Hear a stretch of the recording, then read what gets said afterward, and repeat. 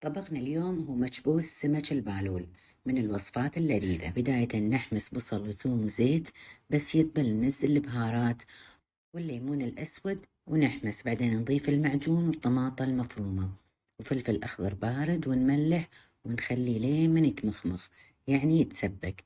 نضيف الخضرة ونحركه، هم نخليه 5 دقيقتين. هني عندي سمك بالول قليته نص قلية، ننزله على الحمسة اللي سويناها ونخليه 5 دقايق، بعدين نضيف الماي الساخن. لا تحركونه بالملعقة، حركوه بهالطريقة عشان السمك لا يتكسر. نخليه 10 دقايق، نشيل السمك وننزل العيش والخضرة. طبعا لازم نوزن الماي، بس ينشف ماي العيش ننزل الحشو اللي سويته بالوصفة السابقة والسمك ونخليه 3 ساعة على ما يتسكر ويستوي. نشيل السمك والحشو، ننشب العيش ونحط السمك والحشو على وجه الصحن وبالعافية.